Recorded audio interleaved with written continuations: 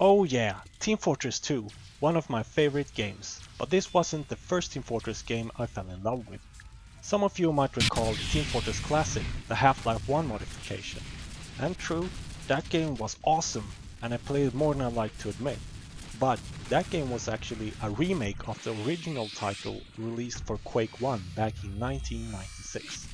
Today I'd like to take you on a trip in history and show you how two popular Team Fortress maps, 2 Fort and Well, have changed, and talk a bit about what this meant for the gameplay.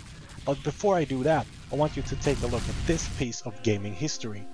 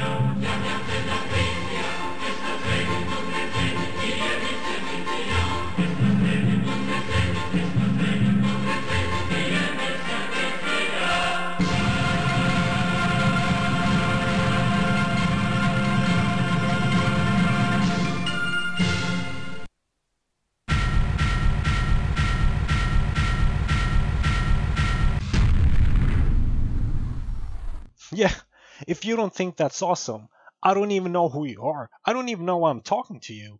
Before making this video, I had to get Quake 1, and I thought, yeah, maybe this game is free by now. It's probably freeware, but let's just check Steam.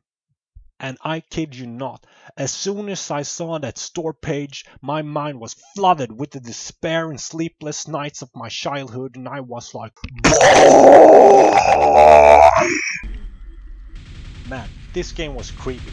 It had zombies in it that would tear off pieces of their own flesh and throw it at you, and if you shot them down, they just stood back up. Nah, you couldn't kill them like that. You had to pop out the grenade launcher and finish them off properly, in pieces. Oh, by the way, do you recognize the design?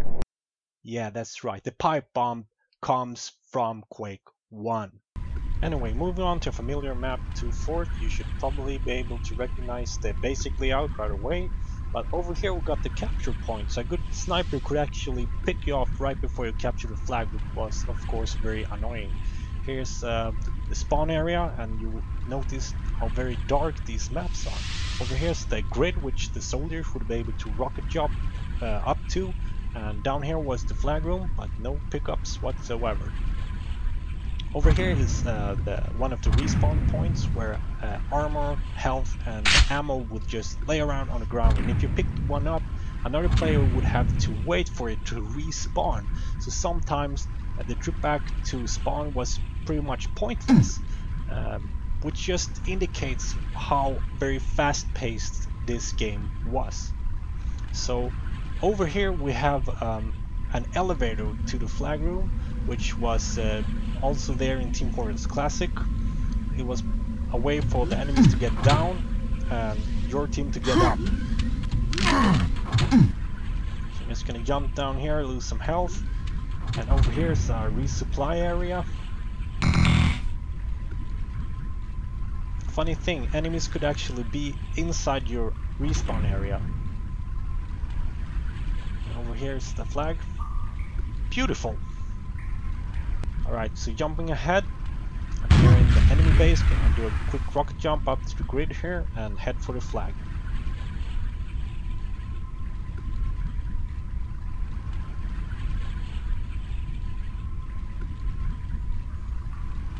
No pickups in sight. Oh yeah, I got a real treat for you. Just listen to what happens when I pick it up. Yeah. It made that sound. Every time you picked it up. So I'm just gonna go ahead and run back. I have to go the same way I came because the elevator won't work for someone in my team.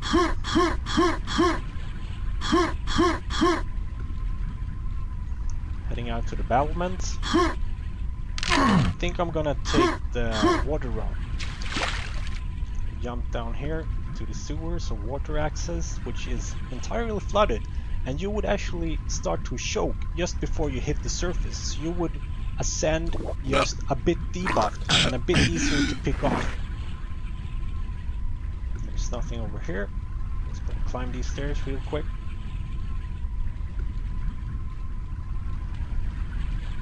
Here we are. And just one more thing, you could actually bring the flag to the respawn, which was of course very annoying if someone was hoarding it or went AFK. Heading out onto the battlements. So that's Team Fortress for Quake. Alright, so moving on to Team Fortress Classic, you'll immediately notice how much brighter this map is. The spawn area is pretty much the same, and the weird elevator thing is also here. It was pretty much a way for the enemies to get down quickly and your team to get up quickly. I always thought it was a bit stupid. So yeah, we're just gonna go ahead and jump down here and losing some health on the way. The resupply area is still here with an added minigun to the ceiling, which would shoot down enemies, so no more spawn camping, at least not over there. So moving on to the flag, everything looks pretty much the same. Oh yeah, beautiful. So let's head to the enemy base real quick. Gonna just jump ahead. Here's the bridge, which would usually turn to a killing floor very quickly in the game, both on Team Fortress and Team Fortress Classic. So here we are, just gonna do a quick rocket jump. And here we are. Enemy spawn, no pickup still.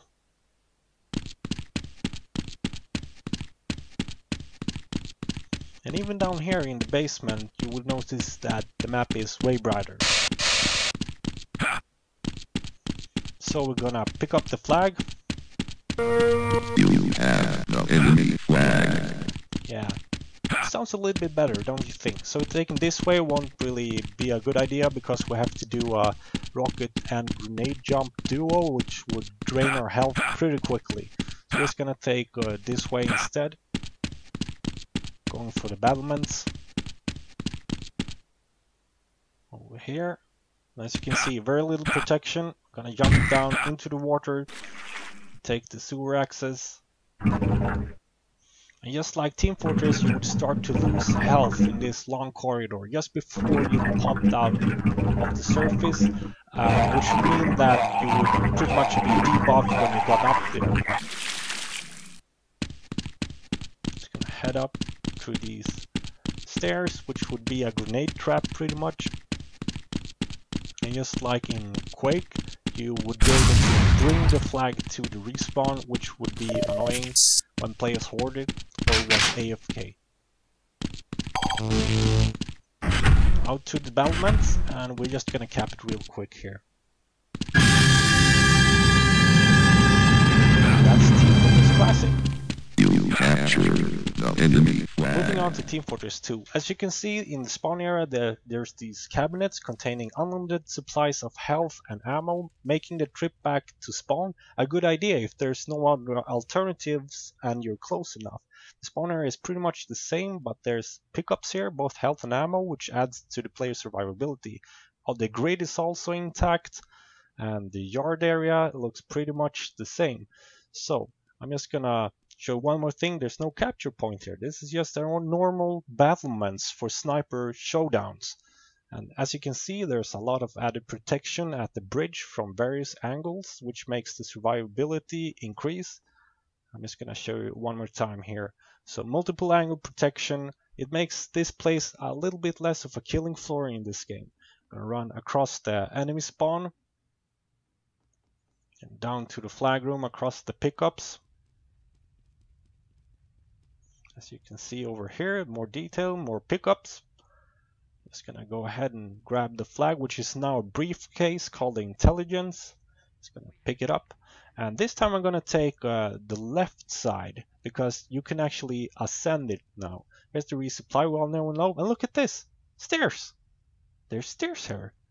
And both teams can use it. Awesome. So I'm here in the enemy yard. I'm just going to go ahead and run over here, and over there's the stairwell. So let's take the sewer access over here. Just going to jump into the water, and as you can see, there's more added protection here, which increases your survivability even in the water.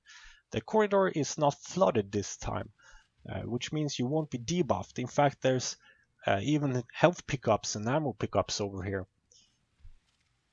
And this means once you ascend these stairs, you will be in perfect health, or at least not in a temporarily debuffed. So up here's the second respawn area. And as you can remember, the capture point is now removed. So I have to bring this intelligence to ours. And as you can see over here, you can't bring it with you into the respawn area, which is a really nice touch. Just gonna pick it up again and run to our intelligence in order to cap it. And as you can see, I've run across multiple health pickups on my way to and from the enemy flag. And once I capture it, the entire team gets critical damage for, I think it's 5 seconds. Next, our second map. Well, here on Team Fortress 4 Quake, gonna play this one as the soldier. Here's the respawn area. This part over here, you see the hole in the ground. You could actually blow this up to get an underwater access leading to your own flag room. And in here is the yard. Up there's the attic, still there. Moving to our flag room. It's a bit different from what you might recognize from Team Fortress 2. To my right and left there's battlements for snipers, and over here is the capture point.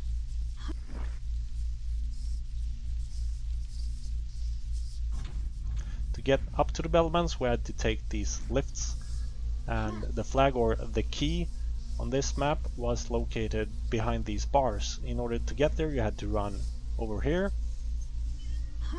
and grab the key and shoot this button over here. You would grab it and then jump out of the window a bit more gracefully than that, hopefully. So I'm just gonna run across the battlements over here to our attic, which had pickups. Yeah, 4 pickups to be precise, 2 on each side. And here we are at the battlements, getting a good overview of the map.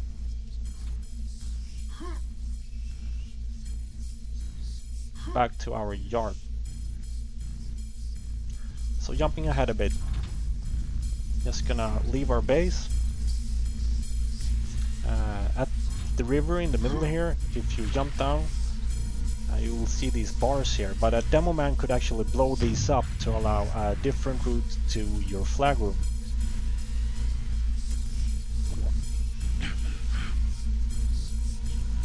The other tunnel over here would lead to the bunker in the middle.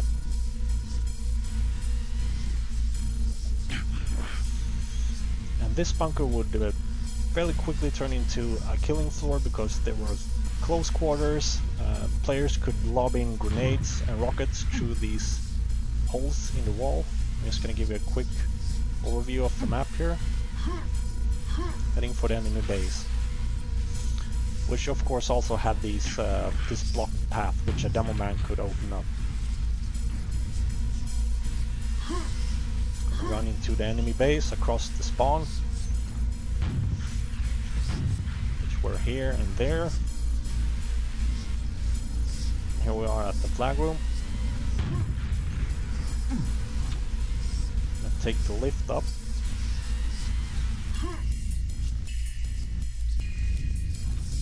And grab their key.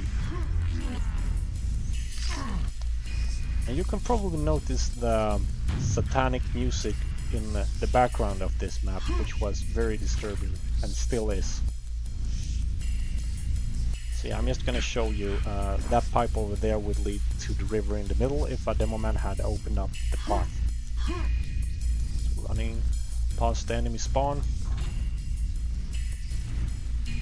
Back outside, across the river. I'll do a rocket jump here.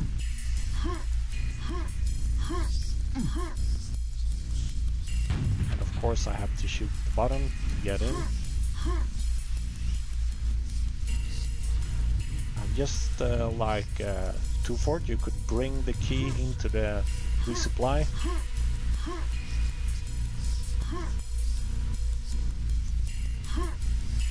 Here we are in our flag room. So I just want to show you real quick what this path looks like. If the bars were gone, we would have been able to take this really long underwater tunnel and get up in the river outside the base. These alternate routes were often needed because the players had to kind of guess where the key or the flag were at. There were no clear indications. I'm just gonna cap this real quick. And there we go. Moving on to Team Fortress Classic. Gonna do this one without. Here I am in the respawn. Backpacks are still there. There's the guard area. Another respawn over there. Attic up there. Everything is pretty much the same, but much brighter. Here I am outside. There's our base. There's the river. There's the bunker. Everything is still there. Except this time you could like climb up onto the base and snipe people or build sentries or whatever. They added a ladder to the left side of the base. So here I am running towards the battlements, which give a pretty nice overview of the map. There's the bridge. Head up, there's this lift here. Pickups are still there, 4 backpacks. Down there's the spot. Here's the flag room. No key this time. Grab the flag, You have the enemy flag.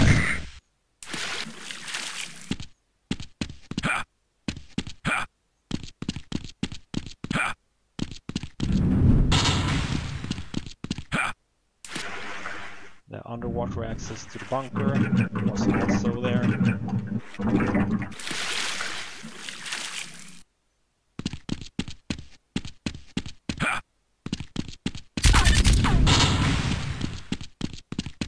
Of course, you could bring the flag to respawn or the resupply areas, which also caused certain difficulties when players were holding it or messing around or being AFK. Let's run over here and just cap it real quick. Bonus, I'm gonna do a pipe bomb jump up here as a demo man just to show you how you would remove the bars over here. You would set C4 pack called the death pack, and then you would run for your life. For some reason the explosion didn't show up here, but the bars were gone. You had opened up an alternative access to the enemy flag room, and the demo man could do this on multiple maps. Last stop, Team Fortress 2. They changed the angles of the resupply areas to counter spawn camping slightly. The attic is still there. The flag room has 2 entries as it always have, but in the yard they added 2 health pickups and 2 ammo pickups, which increases players' survivability. In the flag room you'll notice a few differences. First of all, there are much more pickups here. There wasn't any actually before. There's no water and no underwater access, but the battlements are still there and they run across the entire room like they always have. Over here's the intelligence. Behind it we got health and ammo.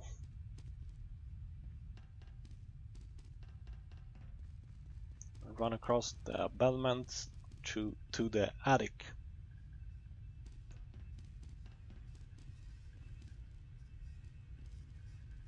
And the attic looks pretty much the same. It got 4 pickups like it always have, but this time it's 2 health pickups and 2 ammo pickups. The lift thing is gone. There's just a ramp, which is good.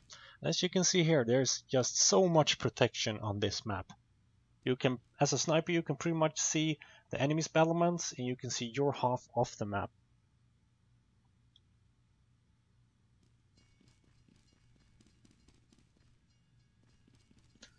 The base now has 2 entry points instead of 1 big entry. And in between them there's this underwater exit. You can't get back up.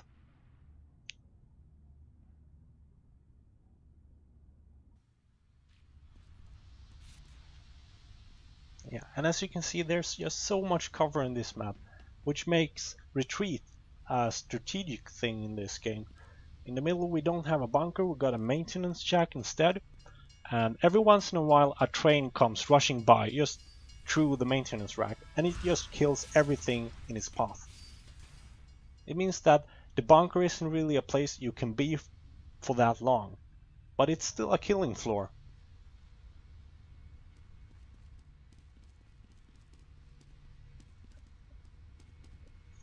The only remnants of the underwater accesses which were there in the previous games are these permanently sealed pipes.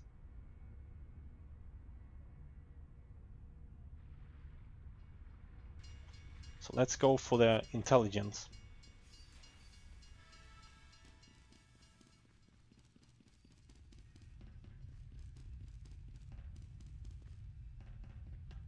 We have taken the enemy intelligence.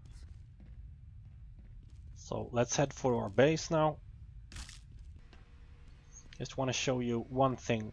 You can, as a scout and some other classes, you can actually jump across the map on the rooftops here.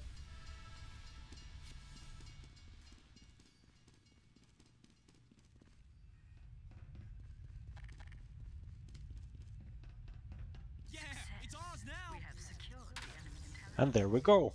That's well for Team Fortress 2. Alright, let's sum it up. Team Fortress Classic is very similar to Team Fortress 4 Quake. Both focus heavily on intense action. The maps didn't have many health and ammo pickups spread out, and there were much less cover compared to Team Fortress 2, which still is an awesome, intense action game, but the players have an increased survivability compared to the predecessors due to the many health and ammo pickups spread out on the maps. TF2 also added plenty of cover, making retreat a more viable option.